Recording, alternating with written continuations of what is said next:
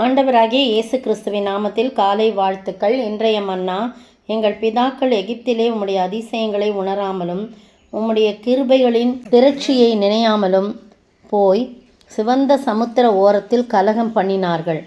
சங்கீதம் 106:7. இந்த சம்பவம் நமக்கு தெரியும். சங்கீதக்காரனாகிய தாவீது இதை சொல்கிறார். எங்களுடைய பிதாக்கள் எகிப்தில் ஆண்டவராகி கர்த்தாவே, நீர் எவ்வளோ அதிசயமாக உங்களை வழி நடத்திங்க, அதெல்லாம் உணராமல் உங்களுடைய கிருபையை பற்றி கூட கொஞ்சம் கூட நினைக்காம சிவந்த சமுத்திரத்தின் ஓரத்தில் கலகம் பண்ணாங்க அப்படின்னு சொல்கிறத பார்க்குறோம்.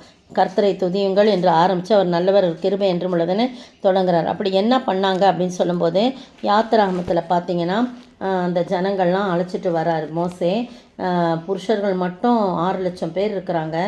மனைவி பிள்ளைகள்லாம் சேர்த்தா மொத்தம் 30 லட்சம் பேர் இருக்கிறாங்க. எல்லாரையும் கூட்டிகிட்டு வரும்போது பார்வோன், ஐயோ ஏன் அவங்கள விட்டுட்டோம் அப்படின்னு சொல்லிட்டு துரத்திக்கிட்டே வரோம். முன்னாடி சிவந்த சமுத்திரம் இருக்குது. அழகாக பகலில் மேகஸ்தம்பம், இரவில் அக்கினி ஸ்தம்பமாக இருந்து அவர்கள் அழகாக வழி நடத்திட்டே வராரு. அப்படி வரும்போது அந்த சிவந்த சமுத்திரம் வருது. அப்போ ஜனங்கள்லாம் முறுமுறுக்கிறாங்க. எகிப்தில் பிரேத குழி இல்லைன்னா எங்களை வனாந்தரத்தில் சாகும்படிக்கு எங்களை கொண்டு வந்தீங்க. நாங்கள் எகிப்திலேருந்து புறப்பட பண்ணினால் எங்களுக்கு இப்படி ஆயிடுச்சு. பின்னாடி பார்வோன் சேனை எங்களை துரத்துது.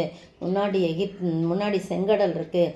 நாங்கள் இந்த செங்கடலில் விழுந்து சாகணுமா அப்படி இப்படின்னு ரொம்ப நாங்கள் பேசாமல் அங்கேயே எங்களை விட்டுருந்தா வனாந்தரத்தில் சாகிறத பார்க்கணும், எகிப்தியருக்கு வேலை செய்கிறது எங்களுக்கு நலமாக இருக்கும் அப்படின்னு சொல்லிட்டு அவங்க சொல்கிறத பார்க்குறோம்.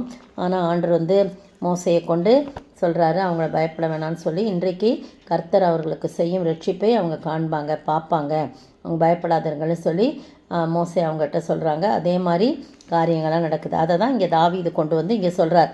அவர்கள் சிவந்த ஆனாலும் கர்த்தர் தமது வல்லமையை வெளிப்படுத்தும்படி நம்முடைய நாமத்தின் நிமித்தம் அவர்களை ரட்சித்தார். அவர் சிவந்த சமுத்திரத்தை அதட்டினார், அது வற்றி போயிற்று. வெட்டாந்தரையில் நடக்கிறது போல அவர்களை ஆழங்களில் நடந்து போக பண்ணினார். பகைஞன் கைக்கு அவர்களை விலக்கி ரட்சித்து சத்துருவின் கைக்கு அவர்களை விலக்கி மீட்டார் அப்படின்னு சொல்லப்படுக்கு. அவர்கள் சத்துருக்களை தண்ணீர்கள் மூடிக்கொண்டது, அவர்கள் ஒருவனும் மீந்திருக்கவில்லை. எவ்வளோ பெரிய வார்த்தை! அப்புறம்தான் அவங்க என்ன பண்ணுறாங்க, அவருடைய வார்த்தைகளை விசுவாசித்து அவரை துதித்து பாடினார்கள். ஆனாலும் சீக்கிரமாக அவருடைய கிரியைகளை மறந்தார்கள் அப்படின்னு சொல்லி 13ஆம் வசனத்தில் போட்டிருக்கு. பார்த்தீங்களா, இவ்வளோ பெரிய ஆச்சரியமான காரியம் செய்கிறாங்க. ஆனால் என்ன பண்ணிட்டாங்க, சீக்கிரமாக மறந்துட்டாங்க அவங்க அதிசயத்தை. அதே மாதிரி பாருங்கள், அவர் செய்த எகிப்திலே பெரிய கிரியைகளையும் காமின் தேசத்திலே அதிசயங்களையும் சிவந்த சமுத்திரத்தண்டையில் பெரிய பயங்கரமானங்களையும் செய்தவராகிய தங்கள் இரட்சகரான தேவனை மறந்தார்கள் அப்படின்னு சொல்லி போடப்பட்டிருக்கு. பார்த்தீங்களா, எவ்வளோ நன்றி கட்ட ஜனங்கள்! அத்தனை தடவை மோசே அவர்களுக்காக பரிதாபப்படுறாரு, அவங்களுக்காக பரிந்து பேசுகிறாரு. ஆனால் இந்த ஜனங்கள் நன்றி கட்ட ஜனங்களாக இருந்து எப்போதும் முறுமுறுக்கிறவர்களாய் காணப்படும். அவருடைய அதிசயங்களை கண்ணால் பார்த்தாங்க, காதால் கேட்டாங்க, செயலால் உணர்ந்தாங்க. எவ்வளவு ஆச்சரியமாக அவர்களை வழி நடத்தினார். தண்ணி இல்லைன்னாங்க, கண்மலையை உடைச்சி அடித்து அங்கே கண்மலையிலேருந்து நீர் ஊற்றி எத்தனை 30 லட்சம் பேர் தண்ணி குடிக்கணுன்னா எவ்வளோ தண்ணி வந்திருக்கும். 106 அவங்க நடக்கும்போது அவங்களுடைய பாதம் செருப்பு தேயலை, அவங்க கால் வீங்கலை. இன்றைக்கி எல்லாருக்கும் கொஞ்சம் நேரம் நடந்தாலும் கொஞ்சம் நின்றாலும் பிரயாணம் பண்ணும்போது கால்லாம் என்ன ஆகிடுது, வீங்கிக்குது. ஆனால் அந்த ஜனங்களுக்கு கால் வீங்கவும் இல்லை, செருப்பு தேயவும் இல்லை, வஸ்திரம் பழசாய் போகவும் இல்லை, வஸ்திரம் மாறாக வளர்ந்து கொண்டே வந்தது. ஒரு 4 வயசு பிள்ளைய தூக்கிட்டு போகிறாங்கன்னு வச்சிங்களேன், அந்த பிள்ளை 40 வருஷம் அவங்கள வனாந்தரத்தின் வழியாக நடத்துகிறாங்கன்னா 44 வயசு வரைக்கும் எப்படி அந்த ட்ரெஸ் வளர்ந்துருக்கும். வழியில் ஷாப்பிங் மால் இருந்துச்சா? ஒன்றுமே கிடையாது. ஒரு கடை கண்ணிலாம் கிடையாது. வனாந்தரத்தின் வழியாக அந்த ட்ரெஸ்ஸில் ஒரு நாற்று எடுக்கலை.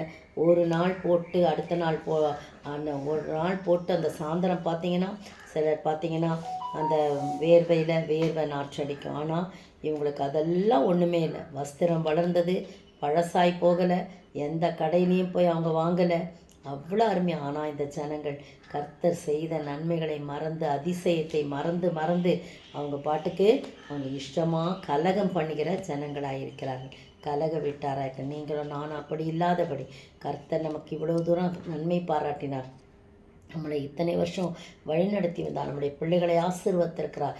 எவ்வளவோ நன்மையான எங்கேயோ கிடந்த நம்மளை தூக்கி எடுத்து நிறுத்தி இன்றைக்கு வச்சிருக்கிறார்னா அவருடைய அதிசயங்களை நாம் எப்பொழுதும் துதித்து போற்றி பாடுகிறவர்களாய் காணப்பட ஆண்டவர் தாமே கிருபை செய்வாராக. ஆமென். செங்கடலை இரண்டாக பிரித்திட்டார் அதிசயம். செங்கடலை இரண்டாக பிரித்திட்டார் அதிசயம். ஒரு சொல்லாலே மரித்தோரை எழுப்பினார் அதிசயம். ஒரு சொல்லாலே மரித்தோரை எழுப்பினார் அதிசயம். அதிசயங்கள் செய்கிறவர் நம் அருகில் இருக்கிறார். அற்புதங்கள் செய்கிறவர் என்றும் நமக்குள் வசிக்கிறார். சோத்தரிக்கிற ஆண்டவரே, துதிக்கிற ராஜா, நீங்கள் தான் ஆண்டவரே எவ்வளோ பெரிய அதிசயங்களாக செஞ்சீங்க. ஆனால் ஜனங்கள் நன்றி கெட்டவர்களாய் மாறி போனார்கள் ஆண்டவரே. அந்த அதிசயங்கள்லாம் டக்கு டக்குன்னு உடனே மறந்து போகிறாங்களே ஆண்டவரே. நாங்களும் கூட அநேக வேளையிலே உம்முடைய நன்மையான காரியங்களை நினைக்காதபடி மறந்து போர்களாக இருக்கிறோம். அப்படி இல்லாதபடி எப்போவுமே உம்முடைய அதிசயத்தை நிமித்தம் உம்மை துதித்து போற்றி பாடி புகழ நீர் உதவி செய்ய வேண்டும் என்று கர்த்தரும் மீட்பன் ராஜாமா இயேசு கிறிஸ்துவின் விலையேறப்பட்ட நாமத்தில் ஜெபிக்கிறேன் பிதாவே. ஆமேன். நேற்றைய பதில், பவுல் அகிரிப்பா ராஜாவை நோக்கி யூதர்கள் தன்மேல் சாட்டுகிற சகல காரியங்களை குறித்தும் பவுல் இன்றைக்கு அவருக்கு முன்பாக உத்தரவு சொல்ல போகிறபடினாலே தன்னை பாக்கியவான் என்று எண்ணுகிறேன் என்றான். அப்போஸ்தலர் 26:2. இன்றைய கேள்வி, யார் பவுலை நோக்கி நீ என்னை என்ன செய்ய பண்ணுகிறாய் என்றான்? யார் பவுலை நோக்கி நீ என்னை என்ன செய்ய பண்ணுகிறாய் என்றான்?